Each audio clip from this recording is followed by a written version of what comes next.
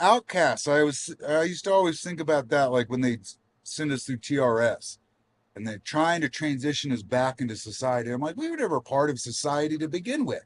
You're trying to put us back into something we never existed in. Because if we existed in it, we want to join the fucking Marine Corps.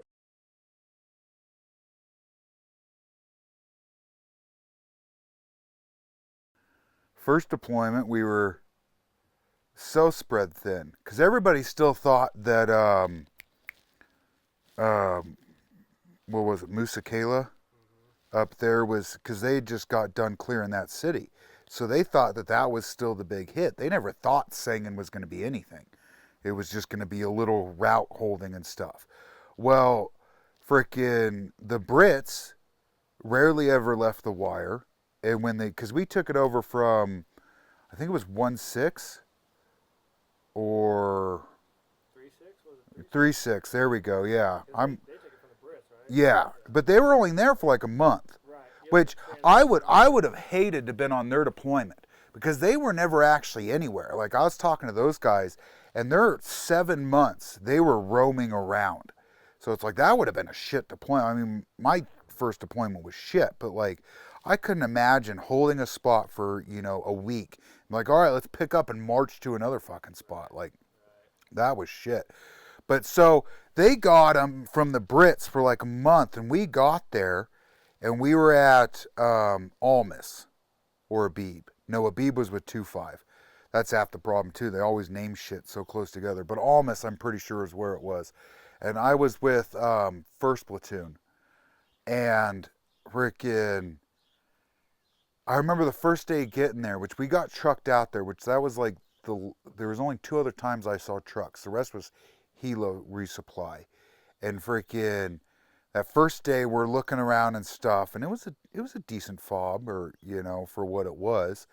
And freaking got into a firefight that first day because what the Taliban had found out is we'd push out to the west, and freaking well, when patrols were coming back, most of the time it cut off the calls for fire on the west wall, or the fucking fire range. So they had a 50 cal up there, and then there was another post a little further down. Frickin', but when patrols came in, depending on how they came in, you couldn't shoot. So I'm sure they figured that out way back when the Brits were doing shit. And so you knew when a patrol was coming back or going out, you were most likely going to get into a shootout. Frickin'. So one came back, and that was the first frickin' thing. I'm glad to say I didn't unload my entire magazine because that was one thing I had always hear. But you're going to unload your load when you first get contact and stuff. And frickin', I shot a couple rounds of, things you could see, but frickin' 3-6 was still there. So they left. Well, and I didn't pay that much attention to all this shit as it was going on, but there was this big political fight between our company commander, the AO commander, and all that shit and stuff. But I guess somewhere in the whole transition, they lost all the records of where all the IEDs were. And the Brits never blew IEDs. The Brits would go on patrol, find an IED, mark it on a map, walk away. They didn't either have the capabilities or balls or whatever it was to blow up IEDs, right? They didn't have engineers or whatever the fuck it was. So we lost all the freaking data on it.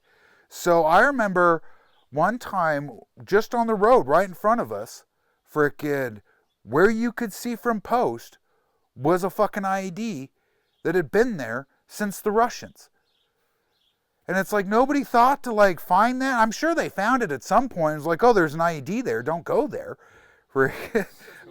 but they just never moved. And it's like it's right in front of the post. Like maybe you should fucking. So we had a wadi that was between us. Then it was the road. Then it was fields, and then it was some buildings, which most of those got blown up later on. And then there was a wadi, and then there was more fields behind the tree line and stuff. But yeah, so I think that was the biggest problem was one, freaking everybody thought, so we didn't have really any outside support because everybody was still in Musakela, freaking, and, or Marja. Was it Marja? Marja, I think it was Marja, because I remember we used to always say Marja, Marja, Marja, like off the Brady Bunch, freaking always getting the attention. Fucking.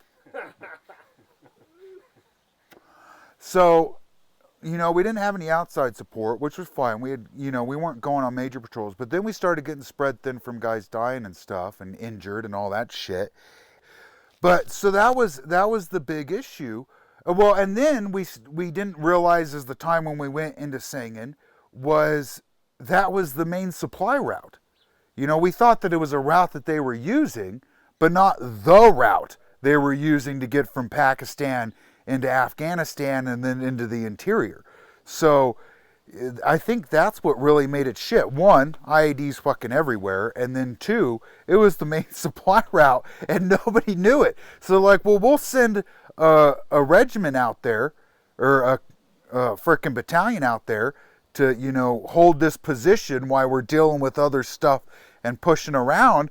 And then it turned into, oh shit, they really want that route because they can't get anywhere else. So then that, and I remember that because that's when they came out, and it was our first sergeant that came out and our captain, and they're like, the ROEs have changed. You know, we're not just holding this place anymore. We're clearing Sangin. And that was like the green light to go through. And I remember like it was freaking, if you got shot at from a building X amount of times and you could prove nobody lived in that building, you just blew the building. You know, I remember looking at before and after maps, and like we leveled half of Sangin. You know, there was talks that we held records for most explosives used, Rick, because we were just bombing it, Rick, which is how it came to be when I got shot, Rick. We went out, and I think it was a couple weeks prior, because I wasn't there for the initial setup, this OP-25. And I remember going out there, but it was past 2 wadis, so it was all foot resupply. So when you got out there, you were on food and water rations, basically, right? Because you just couldn't carry. You were more worried about getting ammo out there, because we lugged the 50 cal. I remember I was one of the ones that helped lug the 50 cal out there. And then, you know, we were more worried about fucking ammo than food and water. So, and I can't remember what the rotation cycle was for it, because by that time, we were pretty thin as it was. And so you were ragged tired, Rick, because I mean, you'd get a few hours of actual sleep, and then you were on QRF. Hopefully you were able to sleep then. And then you were on patrol and then post.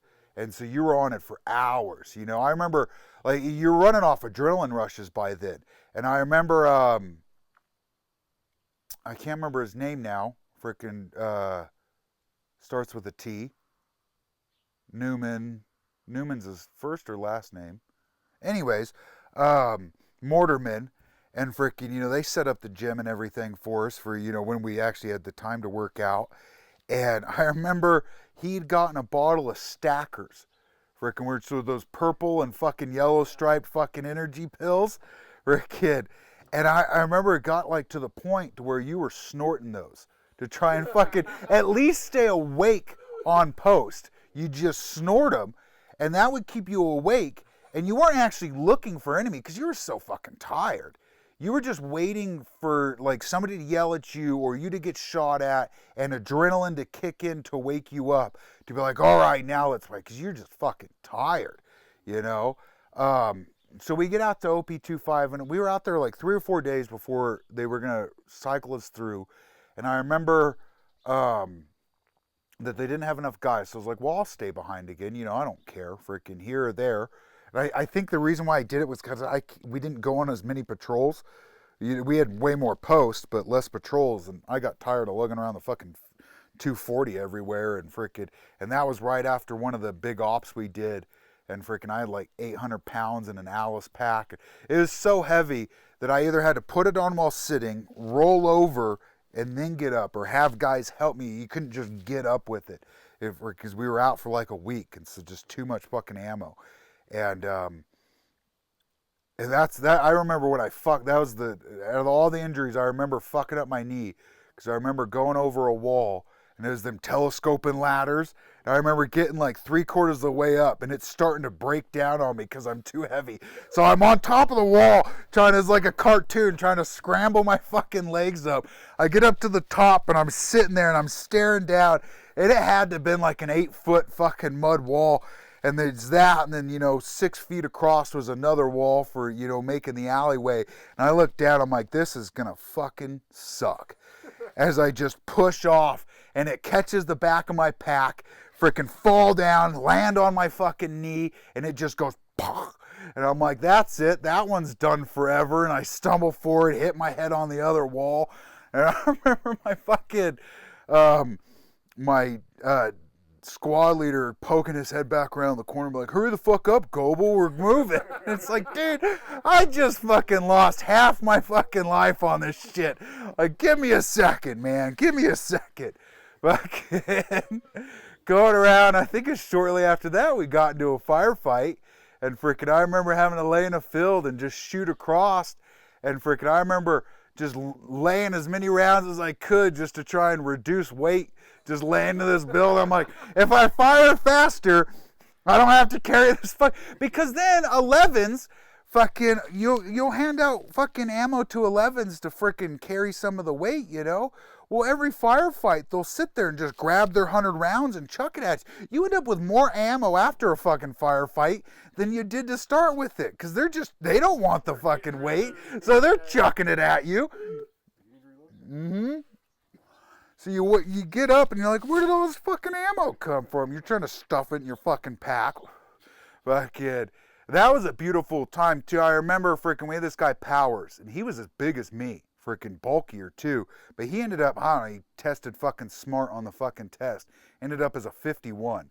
But he was a fucking art. Small rockets are shitty to shoot, but he was an artist with it. And I remember, like, I was shooting, and most guys got around, and he shot this fucking small rocket, and it arced over the fucking wall and went right into the fucking building and just blew it. And I remember watching, I'm like, how the fuck did he arc a goddamn rocket? Like, I don't know if it was just luck or whatever is how it went in there, but it just went right into it and just blew. And I'm like, well, that's fucking amazing for a kid. So, which he was out there at OP25 with me, and so I stayed out, and I remember it was the evening times. I don't remember the actual times too well, but it would have been the 9th. And I remember getting off post, and it was evening time.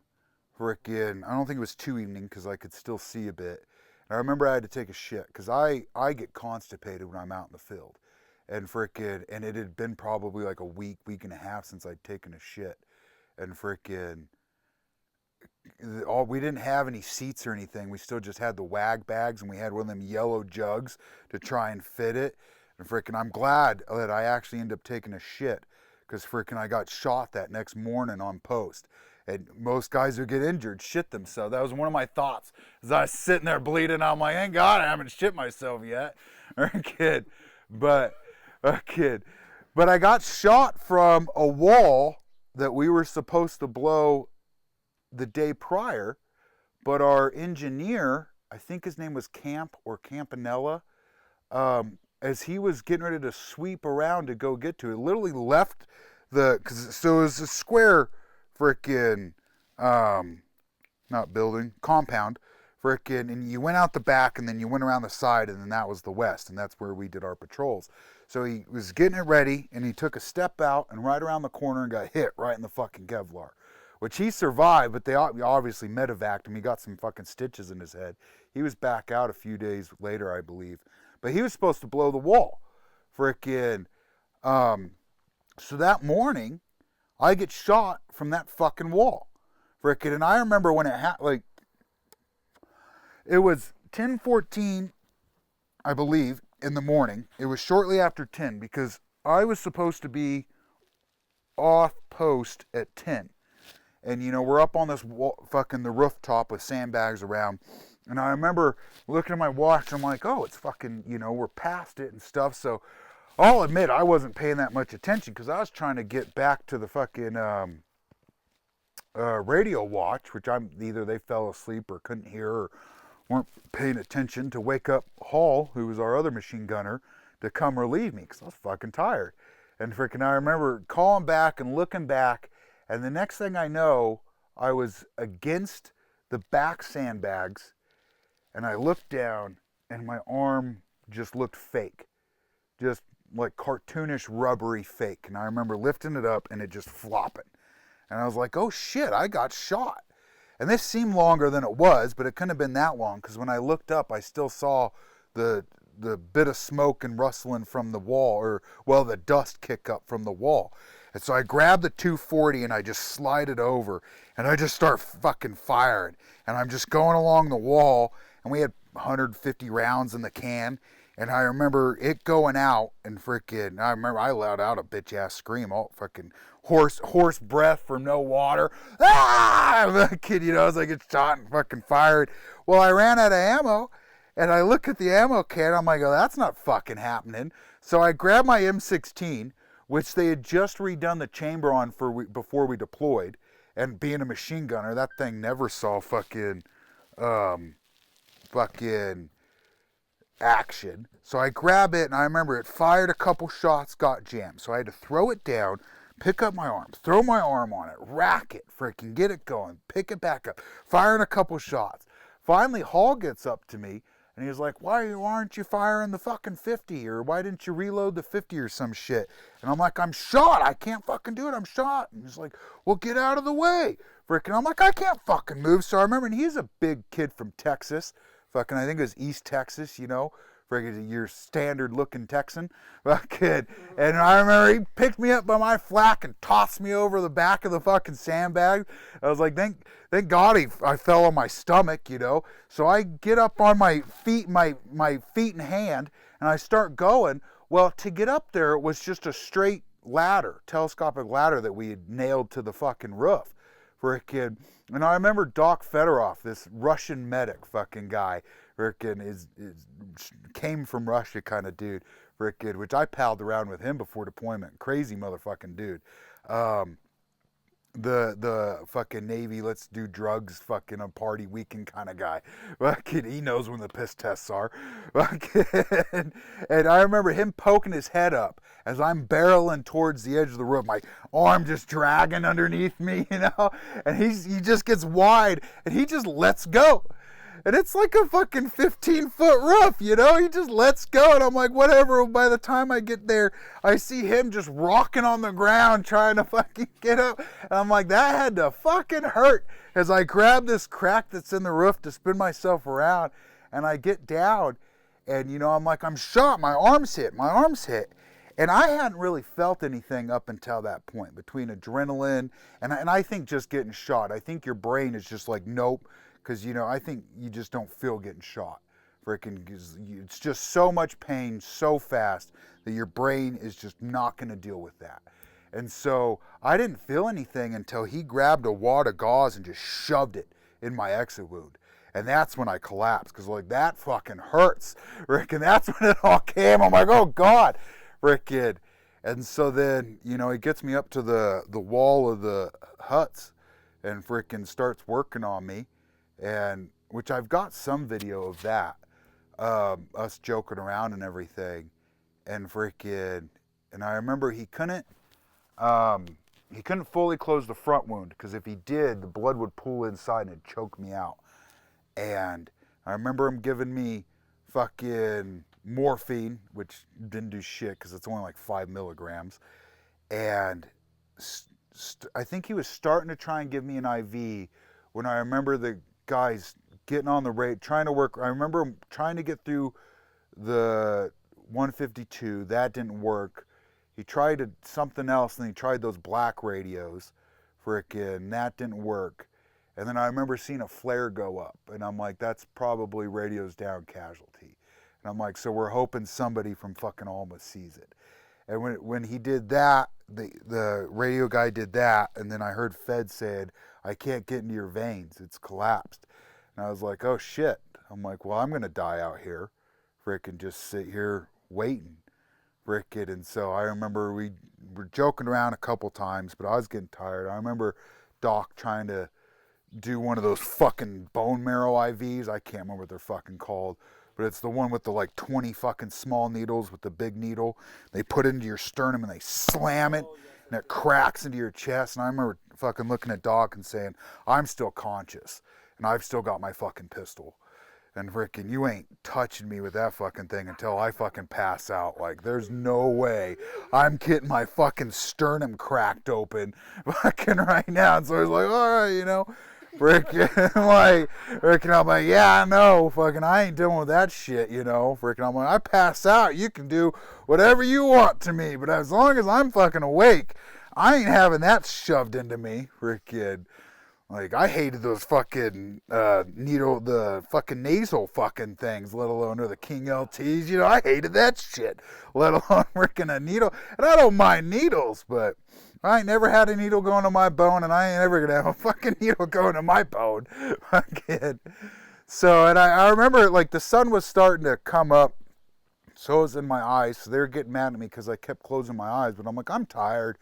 I'm going to die out here anyways. Like, let me just sleep, you know. I remember getting to the point to where shit starts, you start thinking, you know, the whole, and it's not even that your life flashes before your eyes. It's the most random shit that just comes up out of memory. And I think your brain's just pulling from dark corners that, and just random pictures and scenarios of, you know, no big events. You know, it wasn't my kids being born. It wasn't me joining the Marine Corps. It was like one time fucking standing out on the Grand Canyon, you know, and looking over. Or another time driving down a highway. It was the 80 because I drove down that forever. And, you know, just random tidbits that you'd never amount to anything that you'd never thought you'd remember. And, you know, I remember freaking just getting more and more tired. And then I remember him saying, you know, helo inbound. And I'm like, oh shit, freaking, I might actually make this. And so they were getting ready to get me up and they were pulling the stretcher. And I'm like, I'm fine. You know, I feel good. You know, I'm more awake now. You know, I think I'm actually going to make it. Freaking. And so I'm like, yeah, just help me up and I can walk. And they're like, are you sure? You're sure? And I'm like, yeah. Well, perfect, like sitting on a bar drunk scenario. You think you're fucking great because you're just sitting there. I get up. I don't even think I took one step before I fucking face planted. Frickin', you know, I went to take the step and it was like, oh, that didn't work. And just bam. So then they're sitting there trying to figure out fucking how they're going to carry my big ass fucking out to the fucking helo, because I'm one of the bigger ones. You know, we got a couple skinny white dudes. We got Hall, but he's up on the gun fucking firing away because we're still in a firefight. We got Powers out there, so like, well, Powers can carry his head, and then we got a couple scrawny Mexicans too. So it's like, and I don't remember who was at my feet. I remember seeing Powers at my head as they're going around. I remember he goes out the door, a couple shots goes in, and he turns around, and I don't think it was a small rocket. I think it was an AT-4 that he just lets off and frickin' then takes me across the wadi into the open field on the east side. And I remember getting sprayed over. And I remember as we're crossing the wadi, I think it was an Apache, one of our attack helicopters, just sideswiping a tree line, which is one of the coolest things ever to see. You know, it's like watching the the A-10s come down, you know, but fucking attack helos, they like to bank when they do it. So it's banking and just lighting up a line. And I was like, that's fucking awesome, you know. Get into the helo, frickin', they start, you know, carrying me out, frickin', and it was the next time I was medevac for that, so we'll tell that story later. But frickin', so we get off and I get into the, they get me on the movable fucking bed stretcher thing and start going, and freaking next thing I know, fucking the nurse or doctor or whoever gets a finger and shoves his finger up my ass, fucking no warning, nothing. And I'm like, what the fuck, dude? And he's like, well, I gotta do it. He's like, internal bleed check, I gotta do it. And I'm like, I know you gotta do it. But it's like, how about a little bit of fucking warning? Like, you know, like you're gonna feel some slight discomfort here. I gotta reach up your ass at some point, you know? Like, I'm like, how'd you feel if I just randomly stuck a finger up your ass? Like, that's not cool, man. And then I remember a kid laughing my ass off because he starts cussing because they get my record and they look at my tag. Well, I'm a no transfusion, no transplant DNR. Freaking, like, you can work on me, but once I flat, because I don't want blood, I'm under the belief that if my body can sustain itself, then it's worth sustainment. If it can't, let me fucking die. I don't want to live off somebody else. It's my life. I'll live it, pure. And for a kid. And so him cursing at that shit, because by that time I had already lost almost 3 liters of blood. And so he just, how the fuck am I supposed to work on this kid with no fucking blood? And I'm just laughing like, I served you right, you son of a bitch. So I woke up, I don't know how long it had been, but I woke up freaking in the, ICU area, and freaking nurse comes over and asks me about shit. And I'd seen a pack of cigarettes, which they were just basic Camels, which I normally smoke Camel Wides, but at that time you'll smoke whatever comes your way, and a Mountain Dew. And so I was like, well, somebody came to visit me, freaking, and they knew me because that's all I've ever smoked, that's all I've ever drank, freaking. And so it was Diaz, freaking. He was going out. He'd stayed behind for something, and he was going out to replenish the troops. And so I was like, fucking cigarette. I haven't had one of those in fucking forever. Frickin', because we were ran dry. And so I grab the pack and I go to get up, and the nurse is all like worried, like, no, you still gotta. And I'm like, I'm going out to have a cigarette. You can come with me or not. I don't care. And they're all Brits, so that they don't know how to deal with Americans' aggressiveness, like, I'm going out there. You can either come with me or you can fucking stay behind. Shit gives no fucks to me. That's where I'm going. Frickin'. And so she helps me walk out there with the frickin' machines and shit attached. And I go to light up the cigarette. Well, I see the big Hesco berries full of those liter water bottles. And I'm like, oh God, water, yes. So I chug about half of one before it hits me that I haven't had any water, actual amount of water, in weeks. And so I chug it and it hits and I instantly, fucking from water poison. I'm like, well, there's only one way to get out of this, and chug the rest of it. Grab another one. I go through about fucking 3 liters before it finally stays down, and the nurses and people walking by just staring at me, just like, what the fuck is... Because I'm just chugging, throwing up, chugging, throwing up. Like, I don't give a shit. It's water. And it stays in. So I start having a cigarette, and one of the nurses comes by and they're like, well, we got a sat phone if you want to call your family. And I'm like, yeah, sure, I'll call my mom. And I call my mom, and she's instantly like, well, what's wrong, Rick? Because we barely got we had no internet. We sat phone every few weeks if we were lucky. And I just talked to her a few days prior, or a week prior. So she instantly knew what was wrong. I'm like, well, I got shot. And she's like, well, it can't be that bad if you're talking to me. And I'm like, thanks, Mom. I love you too, but... And as I tell people, because they always ask, what do you think about it, the war and everything. And I'm like, there's not been a single war that the United States military hasn't won. There have been several wars that the United States politicians have lost, because there is a distinct difference. The biggest problem with Afghan is nobody was willing to go into Pakistan. Most of the fighters, all the weapons and everything were coming from Pakistan. We found bin Laden in Pakistan.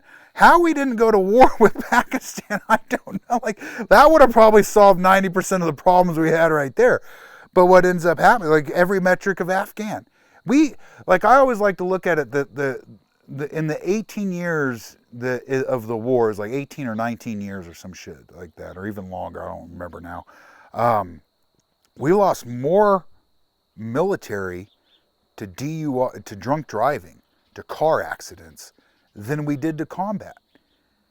So it's not like we ever were losing the war. All it was whether or not they would give us the troops and then allow us to actually fight in a manner that would win. But then the other problem is they always wanted to do this hearts and minds crap.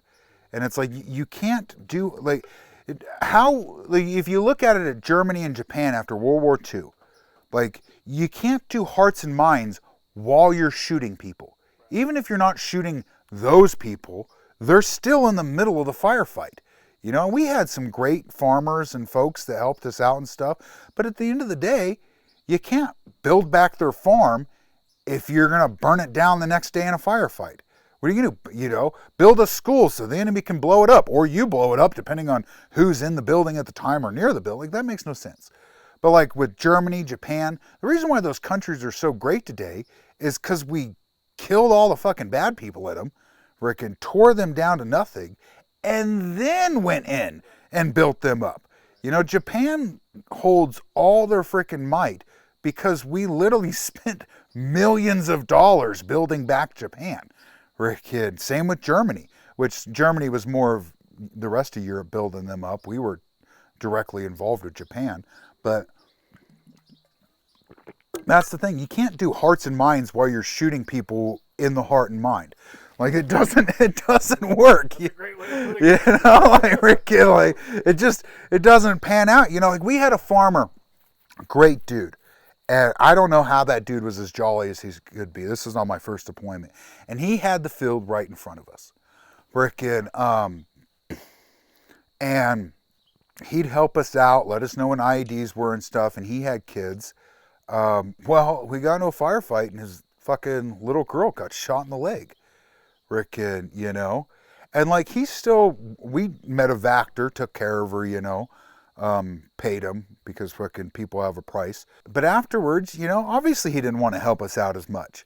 And it wasn't even us who shot him. But because she got shot in a firefight between us and the Taliban, who would want to help? You don't want to help anybody at that point. You just, you know, and that's why I used to tell people, like, you know, because I've been asked, why'd you join during a wartime? I was like, the way I see it, when you break it down to the bare bones, is all the Taliban were bullies with guns, picking on farmers that just wanted to be left the fuck alone. And I'm like, in my states, in my country, if I were seeing some dude pick on some other dude across the street, am I going to keep walking down the road, or am I going to cross the street and beat the shit out of that motherfucker? I'm a guy that's going to go beat the shit out of the motherfucker. So why would I not do that over there? You know, they're over there starting all it. I don't even care that they hit the towers. I was a kid when that happened. You know, that's what started it. But when I went in, at the end of the day, you got fucking bullies picking on people that just want to live their lives. And they're not, I mean, by our standards, they're not even that great of lives. They want to farm their corn, potatoes, beans, whatever their fucking pot, frickin' whatever they're farming, and be left alone. But they don't want some guy coming in saying, you're going to grow this crop, you're going to believe this way, and your kids or wives and all this are going to do this, or we're going to kill you all. Like, who wants that? Frickin'. So that's the way I saw it. You know, and it's like, you're never going to win against a frickin' ideology. But, you know, there's two ways to win a war. You can beat them into submission, or you can annihilate the enemy. That's the only two ways. And that's another reason why I have a strong disagreement against hearts and minds. You can't change the ideology of a people. They have to do that themselves. But if you want to win a war, you can beat them into submission, like we did frickin' with Japan and frickin' Germany, or you can annihilate them, which we haven't really done in any modern war. But I mean, you look at like Genghis Khan. You know, he went through, and if you didn't agree with, if you didn't go with their terms, then anybody below waist height or anybody above waist height was murdered, just straight out killed, entire villages. Because if you were below waist height, you were young enough to learn the Mongol way. Like, that's the only way you can win a war. Everything else, you're just going back and forth, back and forth, back and forth. You know? Freaking, so that's what I had the problem with the war, was politicians wouldn't let us win the war, so then they could go and do their political crap, you know, whatever they want to do. Freaking. But I think the only other major image I have that's like seared into my head is we were driving, this is my second deployment, and we were driving along and I could see over a wall into an alleyway, and it was this girl. She had to be young because she didn't have the face covering. She just had the balaclava, the whatchamacallit, and she had the henna red hair, Ricken, because they all did the henna thing, and just the bluest eyes. And it was just a glimpse as we were going through. But like, you know, those moments of just serenity, you know, like combat serenity, where you just see something and it's just like, damn. And I remember seeing her, and it was just, and I mean, she was a Russian baby. You don't get blue eyes like that without frickin' some sort of frickin' pure European in you. She was pretty fair skinned too, but frickin' that was one of those searing moments.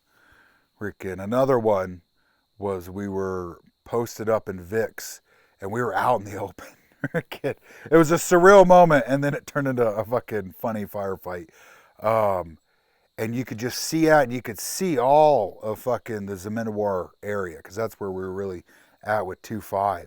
And I remember it getting dusk and everything, and I was like, it's just one of those views, one of those picturesque views, where, because you got the silhouette of the trucks and then the guys, and and it was just like, damn, and I used to always tell people, like the Marine Corps has the highest of highs and the lowest of lows, and there's no, like, you're either on top of the world or you want to start your rifle. There's no fucking in between, And so I used to always tell my Marines when I get them, I'm like, live for commercials. Live for those commercial moments that got you to join, because if you don't, freaking, you're going to hate life.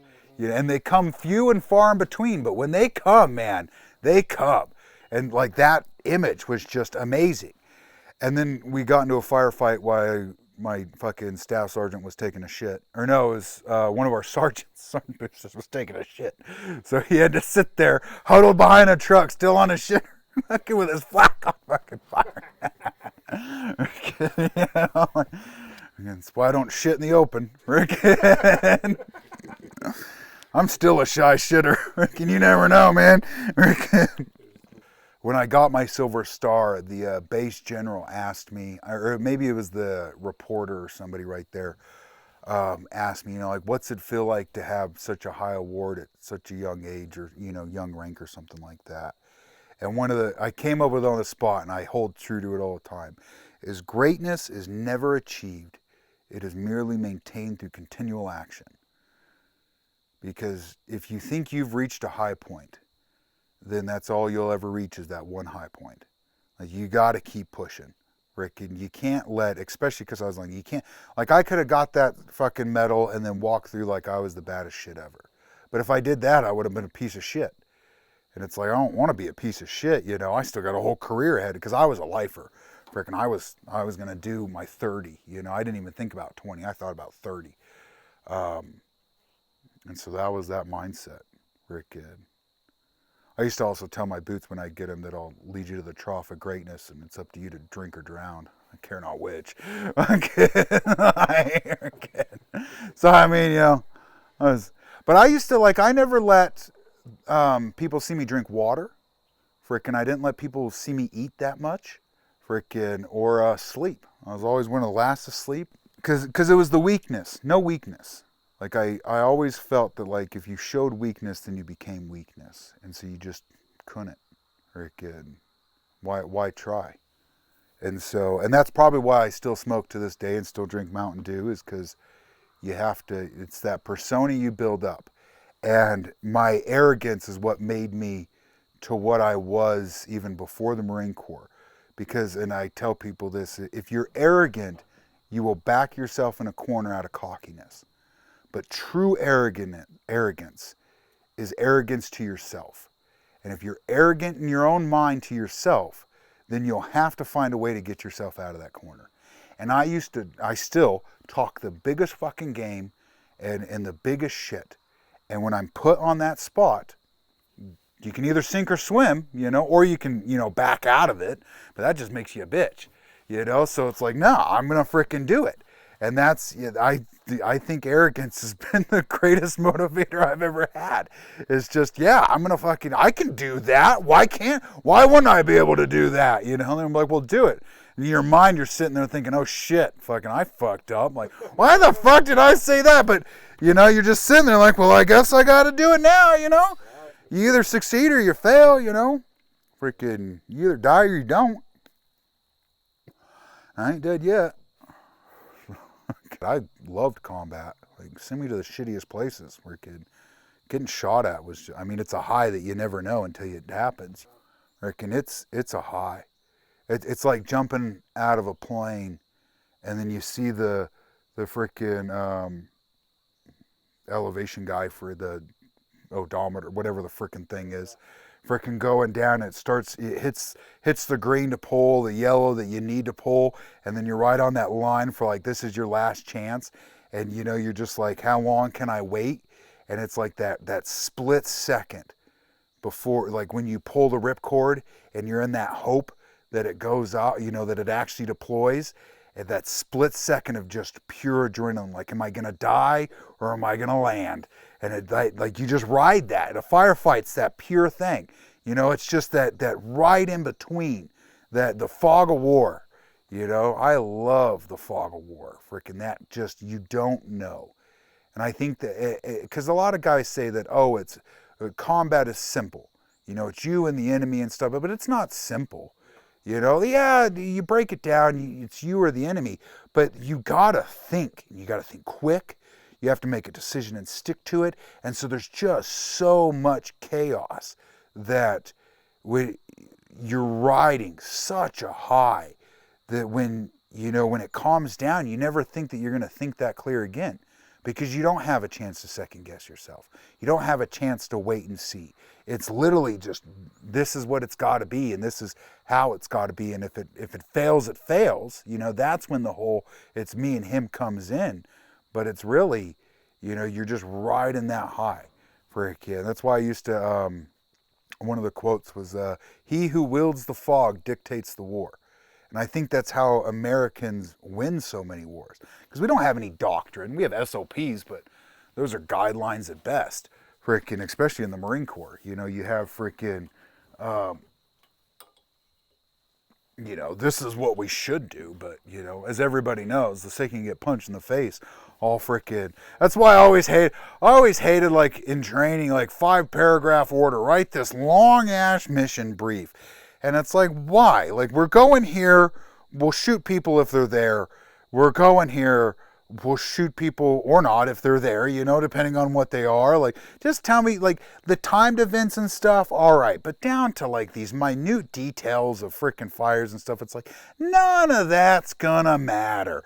We're going to get shot at. Half the people are going to blow their load in the first few minutes. The other half of the people are going to be scared because they've reached their number, because I feel everybody's got a number. It's just that number you reached where you're just done. You're out. Freaking, you mentally just can't take it anymore, which is fine. Everybody's got it. Some people it's 1, some people it's 1,000. It's just, that's your number. So you got those guys that aren't going to do anything. So they're just, you know, you're dragging them along. And then you got like the quarter of people that are doing the actual fucking firefight, you know, or because, you know, the new guys, they'll throw rounds down range, you know, but like they did with the study, you know, freaking your first firefight, you actually end up overshooting or under, you know, you don't know how to ride the high yet, because nothing can train you for that kind of adrenaline. Because it's not like a runner's high where you're getting your second wind, or a theme park where you're really excited and stuff. You know, it's just a pure adrenaline dump. And so until you do that a couple times to get used to just that balls to the wall, your system just kicking everything in to go into overdrive, yeah, you're going to, I did, Rick, you know, my first firefight, you know, like I said, I'm glad I didn't shoot every round, but I definitely shot a lot of rounds, and frickin' I'm pretty sure I didn't hit jack shit when I shot those rounds, you know? Everybody wants to talk like they're Billy Badass, but at the end of the day, frickin', you know, I did some badass shit, but frickin' my first few times, there was jack shit to it, you know? And then there are other times where, like, you just don't know what the fuck you're doing. Frickin', when our lieutenant on my first deployment hit an IED, Lieutenant Kelly, who was the son of General Kelly, I was on the line. Frickin', I wasn't on post, but I was on the line. We were doing something. And he got hit right on the water. They'd put an IED in the night to where we couldn't see it. And I won't talk ill of the dead about, you know, how he hit it and all that. But frickin', so we're going out doing QRF. And so I end up as a sweeper, but I'm just being a basic rifleman at that point, you know, and waiting, you know, I was first out the door, so I'm going. And then, you know, we get called back because it's like, no, there's too many people out there in case of a firefight, you know, but QRF, that's the first thing, you know, they're like, oh, go. And then, no, don't go. And then, you know, frickin', So, then it's like, well, post up here. It's like, well, because you just can, nobody knows what the fuck's going on yet. And when you don't have the leadership, because the leadership died, to figure out, because usually you got a lieutenant or a staff sergeant, which the staff sergeant out there with Lieutenant Kelly, frickin' he was directing, but he was directing out there. So we had nobody in the rear because it was a platoon fob saying what goes on. So it finally calmed down. And I remember getting yelled at for something because I was a boot at this time. Not posting upright or something. And then everything calmed down. They got him picked up for the most part, for what we could, salvage, and got him in his bag and everything. And I can't remember who it was, but he walked over and handed me a fish and was like, here you go. But it was a dead fish, but I guess it got blown all the way back to the fob. I don't remember why, but weird shit happens. And not even like the fish getting blown over there, but like he saw it. And then I guess maybe I was the closest one, or he was the one that was yelling at me, something like that, You don't remember getting yelled at all the time. And I just brought it to me. And I remember just seeing a fish. And I was like, okay. We're a kid, and like, here's my fish. Like, we're a kid, like, that's it. There's the fish. And I think that's the biggest thing, is you just random shit you remember from it all. All my firefights, it was all just random stuff. I don't remember, suppression of the enemy. I remember I think the funny moments stick out because those are the moments that break the tension, that make it to where you remember that it's reality. Like I was with snipers up on a rooftop, and it had actual bricks on it, which was weird. I remember that. I'm like, why is it got, but some Haji or, Afghan dude, whoever, put bricks, but it had fire holes in it, but if that was designed or not, I don't know. But we were in a firefight shooting off at an enemy, and they had rifle grenades, the pre-203 systems. And I remember moving over to get into a position, and I'm getting down, and we hear one of them, because they got a distinct sound when they get fired. Because you're fired, I can't remember if you fire a live round through, but it's a stick. It's a grenade on a stick that goes down an AK. And I can't remember if you fire a live round into it or it's something. Anyways, it's got a distinct noise when it comes out. And so, we're listening to it and freaking, looking for where it got shot from. And one of the sniper guys that were laying in the rear was like, it hit my foot. What do I do? And freaking, it was a dud. And you're on this time. I mean, the roof was no bigger than this fucking porch. And you're on there, and you're just like, if that thing goes off, all four of us are dead. Like, what do you do? And finally, Sherwood's just like, throw it back. And so he just grabs it and throws it, and it hits the trees down below and explodes. And you're just like, oh shit, like that could have been it right there. And we all just kind of laugh as we go back to shooting, because it's like, what else are you gonna do? Like, you got me with a dud, you son of a bitch. Like, we're kidding. Like I guess that's how it'll work. We're kidding. So, but like, I remember that vividly. But I don't remember the fire. Like, I don't remember. The only reason why I remember Lieutenant Kelly dying is because the fish. And that was the events that led up to it. Tawny, I don't remember him hitting the IED. I know he did, but I don't remember him hitting it. Because there was nothing really to break the tension, I guess is what it is. And so you just, if you don't have something that solidifies it as a moment, you just forget about it. I'm sure, some random day I'll think about it and remember it, but it's always the funny moments. What's the worst that could happen? A good story, and I always got the good stories from it. Very good.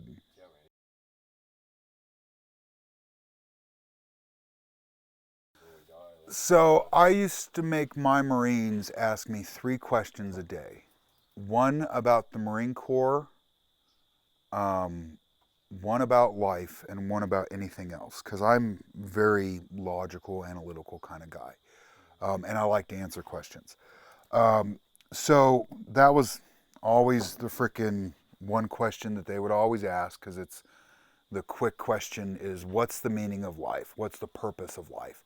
And contentment gets a bad rap nowadays, but happiness is a ebbing emotion. You're happy and then you're not, because that's the only state it can be in. You can either be happy or you can't be happy, but you can't maintain a happiness.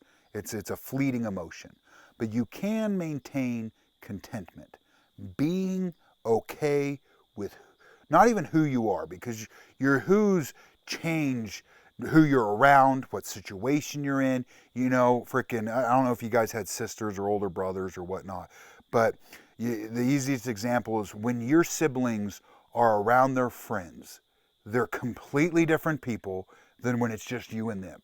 You know, that's a different who. Same person, different who, right?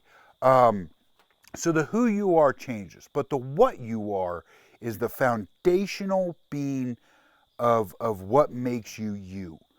And the hardest thing to do is being content, not just in life and job and stuff, because you can force that contentment. You can make your life content. But to make yourself content, because we lie the most to ourselves, because we want to think that we are morally good, okay, you know, things like that. But when you accept the fact that you have not even flaws, but just things that either you don't like or other people might not like, and you're okay with that, because you can't change what you are. You know, me, I I used to call it hollow, you know, but like I don't mind killing people. I'm not good, not bad, indifferent, which was one reason why I joined the military, because Mike Rowe and Dirty Jobs used to always say, do what you're good at. My grandfather did it. You know, that was the right saying, and we changed it to do what you want, follow your dreams. Don't follow your dreams, you know, don't do your hobby. Do what you're good at, and if you're good at it, you'll enjoy it, and then you become content at it. I knew I was good at killing before I killed, because I knew that, like, I just felt indifferent. When my grandparents died, or my grandmother, I loved her. She taught me so much about life and stuff. But when she died, I just didn't feel anything. And so, you know, that's my, and people can see it as a flaw, but I just see it as that's what it is. And if I can accept that's what it is, then I'm okay with myself.